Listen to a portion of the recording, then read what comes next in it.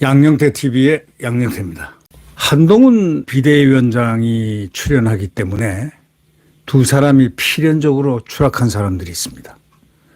추락하지 않을 수 없는 그러한 사람들, 또 추락해야만 대한민국 국익에 유익하다고 생각하는 그런 부분들, 그 대상자들이 둘이가 있습니다. 여러분 누구라고 생각하십니까? 한동훈 비상대책위원장이 수락을 하자 갑작스럽게 사라질 운명의 인물들이 둘이가 있습니다. 이미 한 사람은 사라졌습니다. 이미 사라진 사람은 이준석입니다. 2030 그거 하나로 믿고서 여태까지 모든 것을 치부해왔던 2030의 그 컨셉이 사라졌습니다.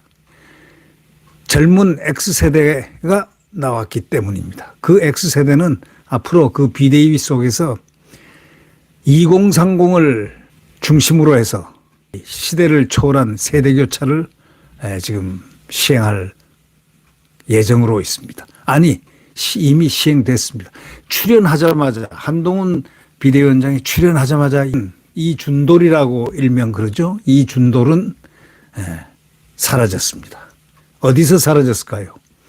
국민의 진정한 관심의 핵심에서 사라졌습니다. 3분의 2는 이준석이가 사라지길 바라는 분노의 감정으로, 3분의 1은 견제의 감정으로 이렇게 필요성을 나름대로 얘기할 수 있었겠지만, 그러나 이준석은 12년 동안 정치를 해서 남긴 것은 대한민국의 파괴를 남겼습니다. 소위 이기적 파괴, 자기밖에 모르는 파괴, 자기밖에 모릅니다. 한번 가만히 보시죠.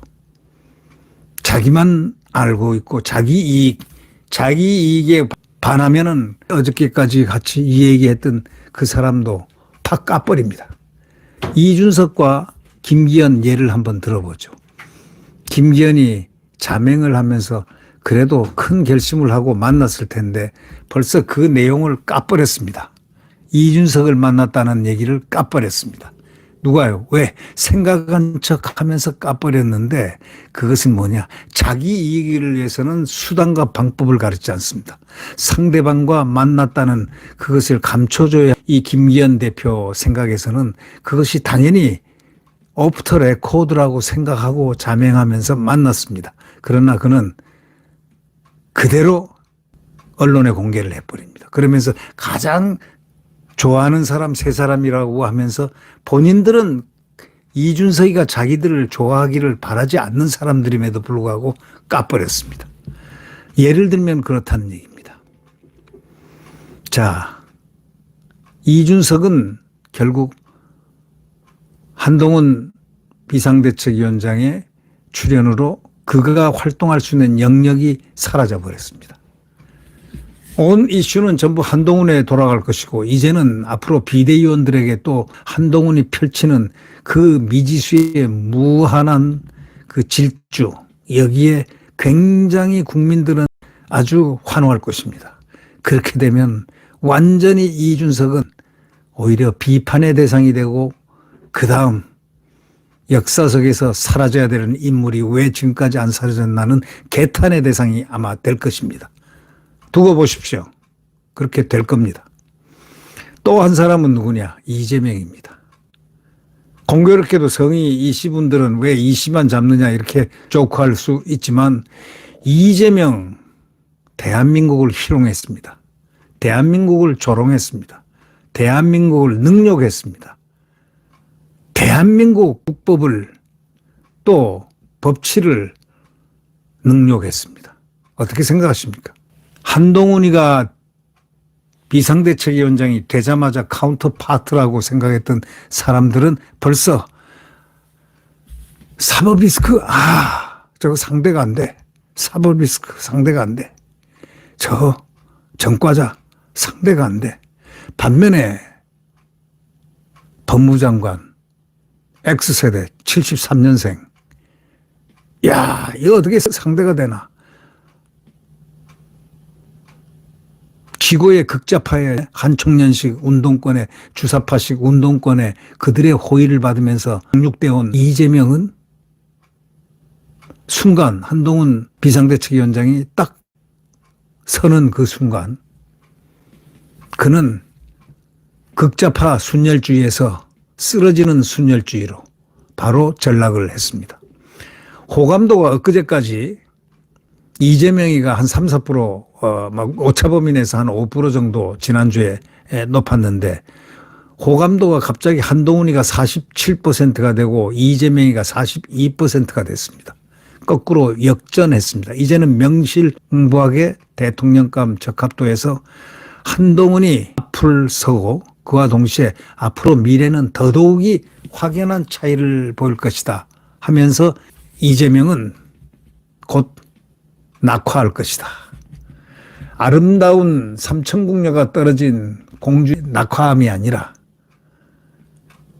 어디서 떨어질까요? 그냥 인간의 그냥 바닥에서 추락하는 또 대한민국을 괴롭힌 대한민국 법치를 흔들어 놓고 괴롭혔던 그자의 떳떳지 못한 그의 이력을 가지고도 그렇게 했을 때는 바로 주사파 운동권들, 이 나라를 집어삼켰던 그들, 권력을 삼켰던 그들이 결국 나라에 엄청난 피해를 줬던 분들이 그들을 안고서 같이 침몰할 것이다. 이런 생각을 해봅니다. 결국 두 사람은 한동훈 장관이 비대위원장으로 딱 수락을 하자마자 그 순간 둘이 좌절한 사람은 바로 두 사람이다. 저는 그 미리 얘기를 했습니다. 두 사람은 아주 곤혹스러울 것이다. 아니 낭떠주로 추락할 것이라고 생각했습니다. 벌써 이준석은 당대표 나가라는 소리가 지금 우렁차게 나옵니다. 그래가지고 당대표 당신으로서는 선거를 치르지 못한다. 지금 이런 소리가 비명계 간에서 많이 폭발하고 있고 그다음에 원로들 간에서도 폭발하고 있고 하지만 친명계들은 아직 폭발하지 못합니다. 이유는 뭐냐면 공천은 이 사람이 할 것 같으니까 공천하고 끝나자마자 당신 좀 미안하지만 나가주세요. 당신 때문에 우리 선거에 질 것 같아요. 이런 형식으로 이재명은 물러나지 않을 수 없는 그런 필연적 사태로 들어갑니다. 그리고 또 한 가지. 이낙연 그 사람 만만한 사람 아닙니다. 자기가 되기는 힘들어도 지금 더불어민주당 이재명 당에게 치명적인 선거에서 상처를 주기는 아주 딱 좋은 소재입니다. 만약에 한 지역구에서 예를 들면 호남 지역구에서 더불어민주당 사람 A, 이낙연당 신당 B가 만약에 둘이 나오고 한다면은 누가 될 것 같습니까? 그거는 아마 이재명 당이 될 수가 있겠죠. 그러나 다른 도에서 그 지역 말고 말이죠. 호남 지역을 벗어나서 이런 상황이 벌어진다면 A, B가 같이 나오고 국민의힘이 나온다 할 때는 국민의힘은 압승이 됩니다. 무슨 말인지를 여러분 이해되시죠? 다시 말하자면 이재명 당을 치명적으로 고통을 줄 수 있는 낙선을 시키는 바로 그 능력은 이낙연이가 갖고 있습니다. 이낙연이가 설령 되지 않더라도 낙선은 시킬 능력이 있다. 이런 얘기입니다. 거기에 순풍을 달고 우리 한 비상대책위원장의 힘을 받아서 출마한 공천 당선자들은 후보자들이 되고 그 후보자들은 승리의 월계관을 머리에 얹힐 가능성이 매우 높다 이렇게 생각합니다. 그리고 사람은 마지막 판에 잘못하면은 마지막 판 4분지 3 말고 4분지 2 남겨놓은 경기에서 실패를 하게 되면은 치명적으로 질 수밖에 없는 경기입니다.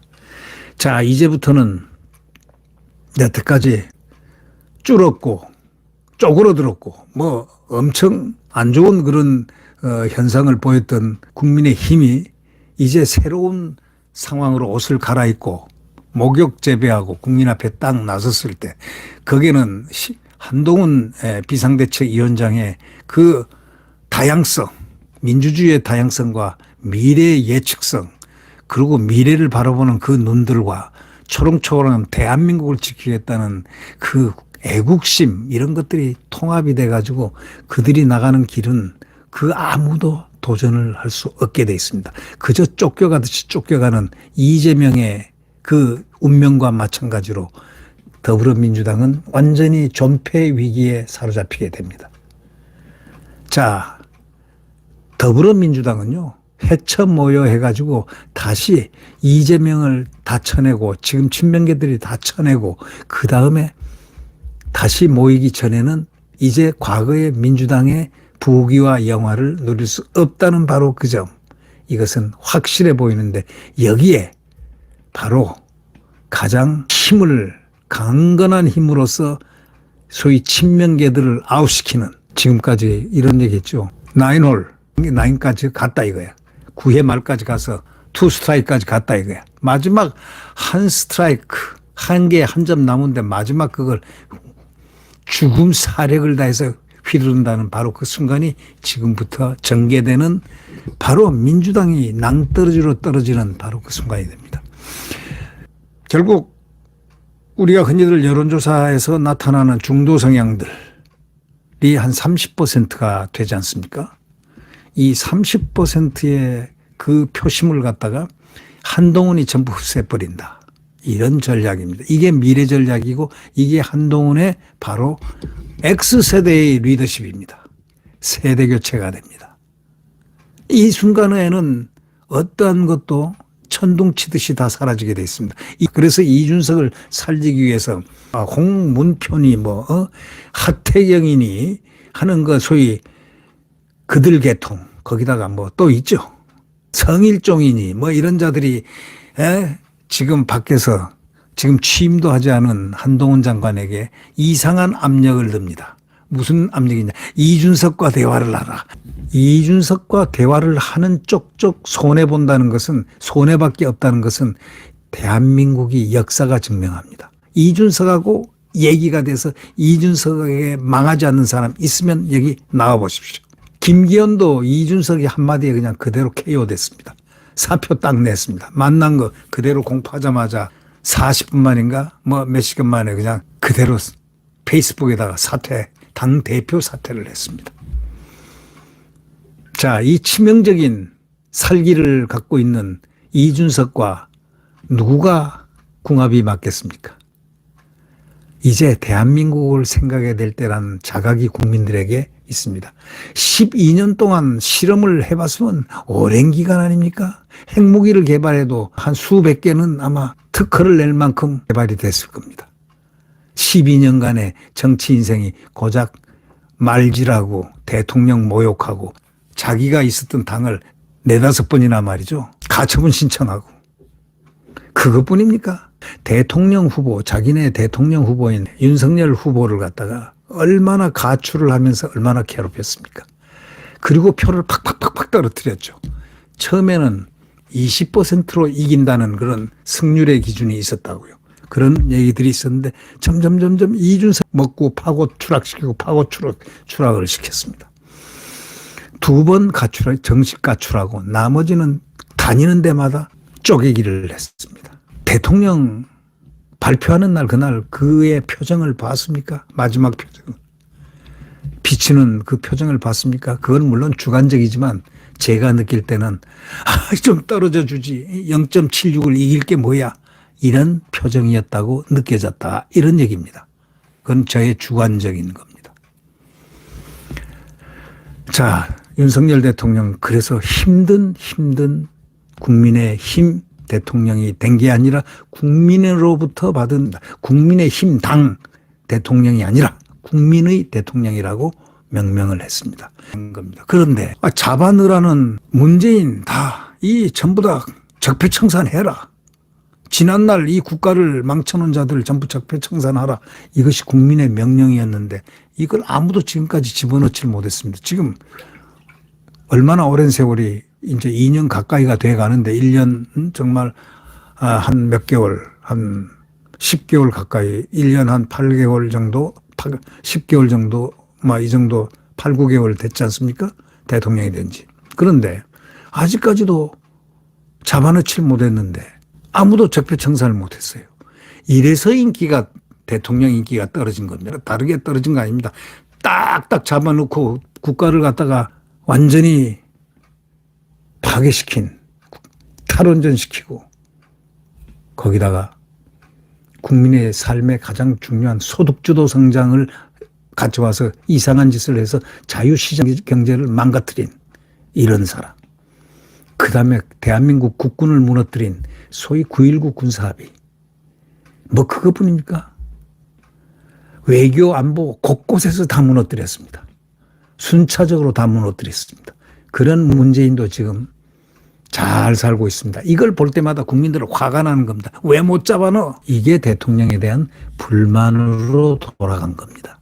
그래서 자유우파가 대통령에 대해서 일부가 분노를 표하기 시작한 겁니다. 다른 이유가 아닙니다. 지금 외교 안보 보십시오. 윤석열 대통령이 그만큼 잘한 대통령이 있습니까? 한미 핵 확장 억제 그룹을 만든 것은요. 세계가 다 경이롭게 봅니다. 어떻게 윤석열 코리아 대통령 프레시던트가 이걸 일본과 같이 합의를 해서 일본을 끌어내서 한미일 핵 확장 그룹 소위 나토보다 더 강력할 수 있는 이런 동맹을 확장 억제 그룹을 만들어 NCG를 만들었을까? 경의의 눈으로 보고 있는 겁니다. 지금 그러자마자 이제 김정은이 굉장히 곤혹스러워졌습니다. 자, 그와 더불어 이준석은 발악을 했습니다. 이준석을 엄호하는 그룹은 그 사람 이름이 똑같습니다. 하태경 나옵니다. 대화라 아주 교묘하게. 김웅 딱 몇 사람 있습니다. 천하용인들 뭐 이제 이미 사라진 자들 거기 그것뿐입니까? 또 아까도 말했지만은 성일종이니 홍문편이 뭐니 하는 이런 몇몇 사람들 지금부터 앵무새처럼 한동훈에게 압력을 넣고 있습니다. 그러나 한동훈은 이미 다 알고 있습니다. 꿰고 있습니다. 그러나 들어도 못 들은 척, 안 들어도 다 듣고 있는 척하고 그대로 있는 거고 그 한동훈은 지금 미래를 향해서 달리고 있습니다. 대한민국 미래를 향해서 달리고 있습니다. 그런데 묘하게도 어떻게 한동훈 비상대책위원장이 취임도 안 했는데 이 두 사람은 가버리기 시작할까요? 그게 바로 역사의 대전환의 논리입니다. 역사는 가끔 가다가 시대적 변화, 전환기의 시대가 있습니다. 전환시대의 논리가 있다는 뭐 자기네들 주사파들이 얘기하는 그 원한 그것은 아니고요. 주사파 논리가 아니고 전환시대가 있습니다. 전환할 수 있는 그런 터닝 포인트, 전환점이 있습니다. 이 주사파들도 꼼짝을 못하고 있습니다. 이 한동훈에 대해서 고작 비판하는 것 뻔한 거 아닙니까? 검사 출신이다. 검사 출신이다. 검사 출신이다. 그래서 자기들은 무슨 출신이야? 주사파 출신이야? 주사파 출신인데 검사 출신. 당연히 검사가 주사파 출신들 두드려 잡아야지. 적국의 이념을 숭배하는 자들, 그것이 민주화로 포장해가지고 마치 그들이 민주화 운동한 것처럼 포장해서 전부 유공자가 돼 있다. 그거 앞으로 다 쓸어내야 됩니다. 그러기 위해서 200석이 필요한 겁니다. 200석이 있어야 헌법 개정을 하는데 이들이 1000여 개 이상을 갖다가 이 법을 만들어 놓은 걸로 지금 제가 듣기로는 그렇게 기억은 하고 있는데 그 법을 다시 원점으로 회귀시키려면 즉각 이 법 놔두고 이 법 전부 다 원래대로 자유 대한민국의 헌법 가치대로 그대로 도로 환원시키려면은 적어도 200석이 있어야 된다. 그래서 제가 200석을 1년 전부터 줄기차게 주장했던 것입니다. 근데 드디어 한동훈 비대위원장이 취임함으로써 취임 곧 할 겁니다. 200석은 눈앞에 벌써 다가오고 있습니다.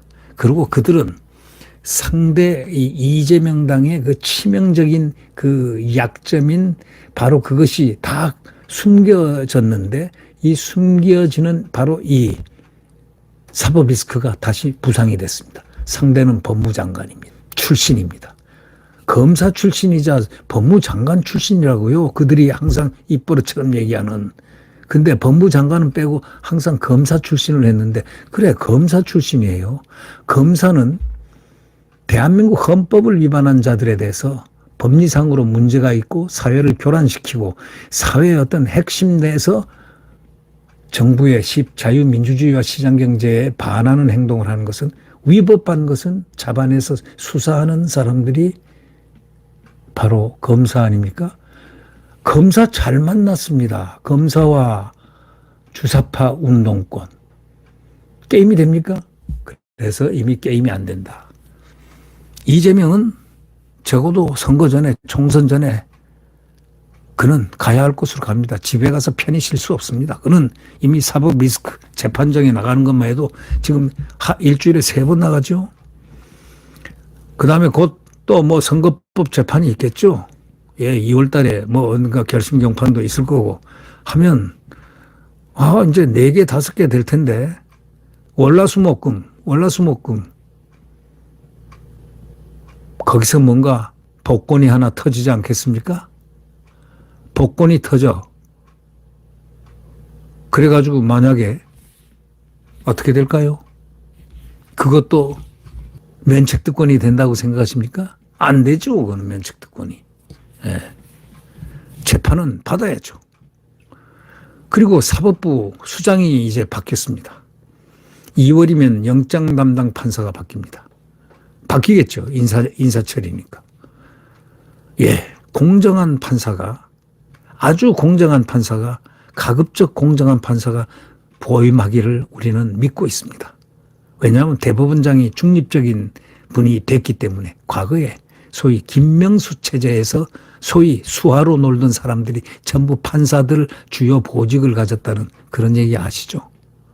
우리법, 국제인권법 아니면 김명수 라인 뭐 등등등등. 김명수는 사법부를 형해화시켰고 김명수는 대한민국을 형해화시켰습니다. 김명수는 솔직히 말해서 임성근 판사의 그 고발로 고발된 상태인데 허위 공문서를 위조하고 거짓말을 했다는 대법원장. 그 사람은 감방 가야 됩니다. 예. 이재명은 감방 가야 된다고 저는 얘기하지 않습니다. 여러분들이 더 잘 알 것입니다. 근데 김명수는 감방을 가야 됩니다. 왜? 그거는 너무나 불을 보듯이 현저한 것이기 때문에. 그렇지 않습니까? 만약에 임성근 부장판사에 대해서 무죄가 나올 수 있을까요? 아무리 우리법연구회 출신들이 한다 치더라도 그 대법관들이 한다 치더라도 그 출신들이 한다 하더라도 무죄를 때릴 수 있을까요? 아니 증거가 눈앞에 있는데 아니 허위 공문서를 날린 게 있는데 나는 안 했다 그런 말 안 했다 하는데 녹취록이 딱 나왔잖아요. 근데 그 증거가 있는 걸 아니라고 못한다면 여하튼 처벌받아야 될 거 아닙니까? 그게 무슨 집행유예로 돼요? 집행유예로 나옵니까? 또 그것뿐이 아니죠. 여하튼 구속영장은 발부돼야 될 거 아닙니까? 불구속 수사예요? 소명이 됐는데 소명됐잖아요. 이미 그 녹취록으로 거짓말을 했다는 게.